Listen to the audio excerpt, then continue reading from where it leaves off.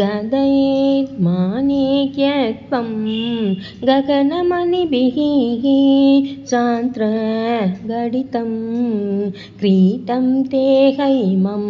हिमगिरिशुदेः कीर्तयति यः सनीडेयच्छायाचुरन् शबलं चन्द्रशकलं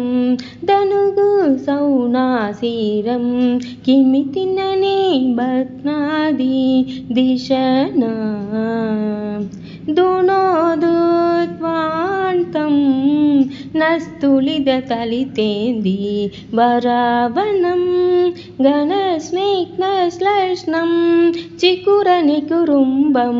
तव शिवे यदीयं सौरभ्यं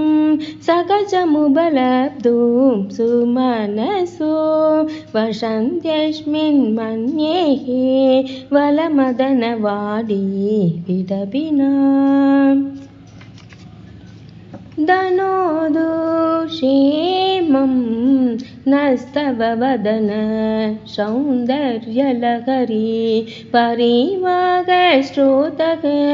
शरणिरिव सीमन्दसरणी वहन्ति सिन्दूरं प्रबलकबरी भारतिमिर द्विषां वृन्दैः बन्दीकृतमिव नवीनार्ककिरणम् अरालये स्वभाव्यात् अलिकलभशशिभिः अलकै परितं ते वक्त्रं परिहसति बङ्केरुहरुचिं तरस्मेरे यस्मिन् दशनरुचि किञ्चल्करुचिरे सुगन्धौ मात्यन्ति स्मरदकनचक्षुर्मधुलिः ललाटं लावण्य युधिविमलमापादितवय त्वदीयं तन्मन्ये मकुटकडितं चन्द्रशकलं विपर्यासन्यासः तुपयमभिसम्भूय चमीतः सुधालेबस्युतिः परिणमधिरागा हिमकर ब्रुवौ भुग्ने किञ्चित् भुवनभयभङ्गौ यशनिनी त्वदीये नेत्राभ्यां मधुकररुचिभ्यां धृतगुणं धनुर्मन्ये शौर्ये तरकरहृगीतं रतिपतेः प्रकोष्ठे मुष्टौ च स्थगयति निकूटान्तरमुमि अगशुदे सव्यं तव नयनमार्गात् मगधया त्रियामं वामं ते सृजति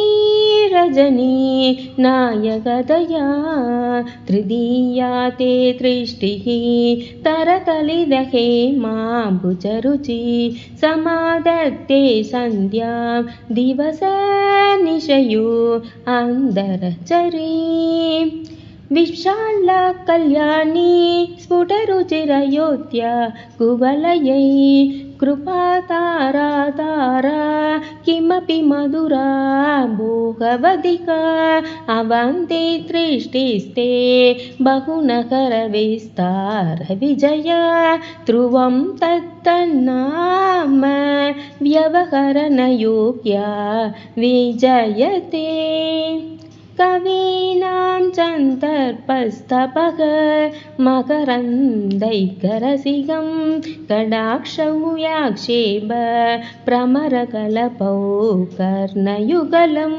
अमुञ्चन्दौ दृष्ट्वा तव नवरसास्वादतरलौ असूया संसर्गात् अलिकनयनं किञ्चितरुणम्